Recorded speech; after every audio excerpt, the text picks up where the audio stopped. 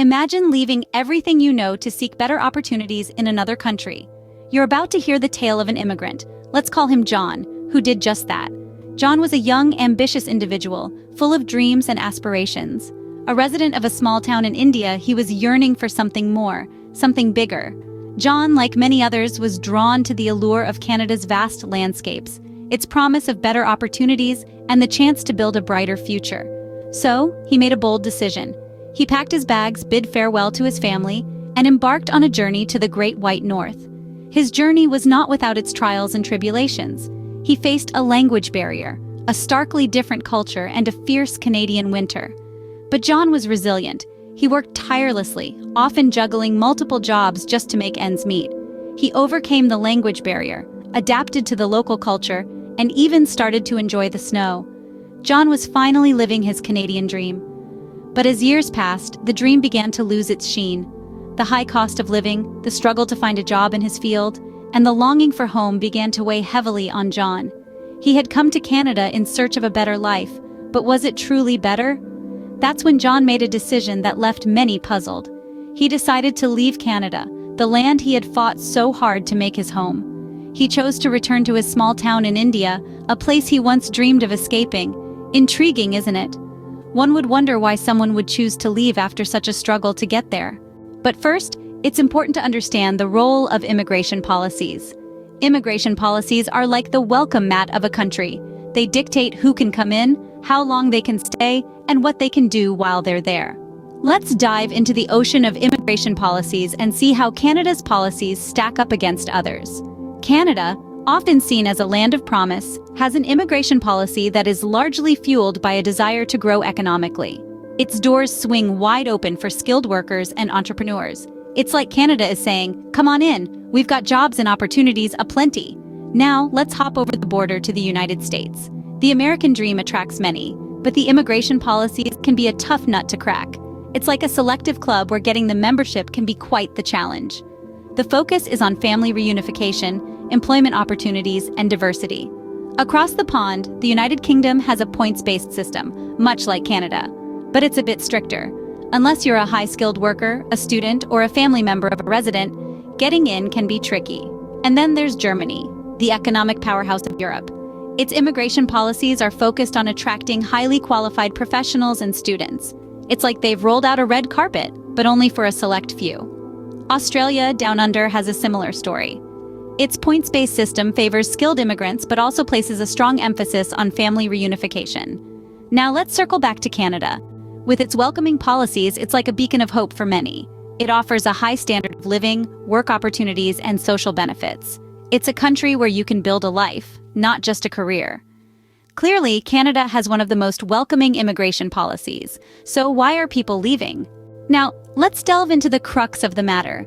The reverse immigration trend we're witnessing in Canada is a multifaceted issue, shaped by a number of converging factors. So let's unpack this, shall we? One of the primary reasons is job saturation. The Canadian job market, much like other parts of the world, is not infinite. It has its limits.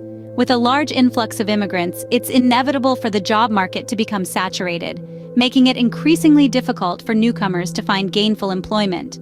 This saturation can lead to job displacement, with immigrants finding themselves in a precarious position, unable to secure the very livelihood they sought when they chose to migrate.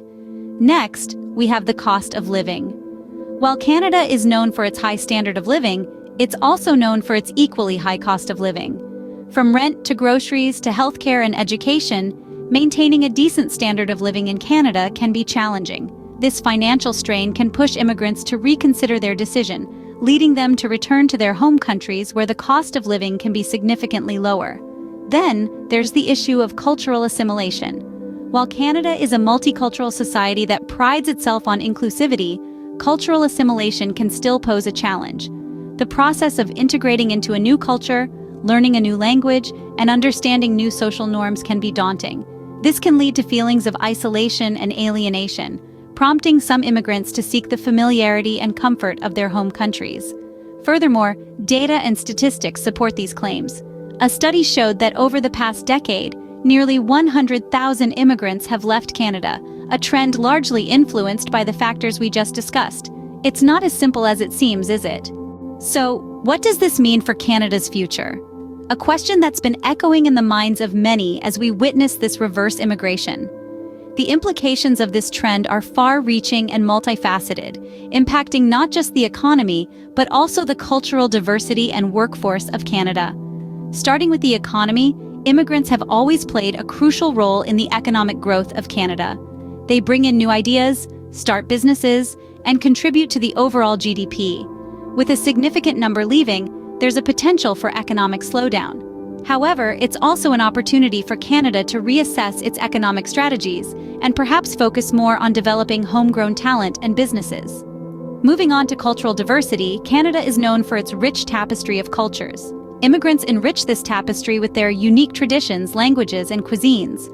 The departure of 100,000 immigrants could lead to a loss of this cultural richness. Yet, it's also a chance for Canada to strengthen its commitment to multiculturalism, ensuring that every culture within its borders is celebrated and preserved. And let's not forget the workforce. Immigrants often fill gaps in the labor market, especially in sectors like healthcare and technology. Their departure could lead to labor shortages in these sectors. But it's also a wake-up call for Canada to invest more in education and training for its citizens to ensure they are equipped to fill these gaps.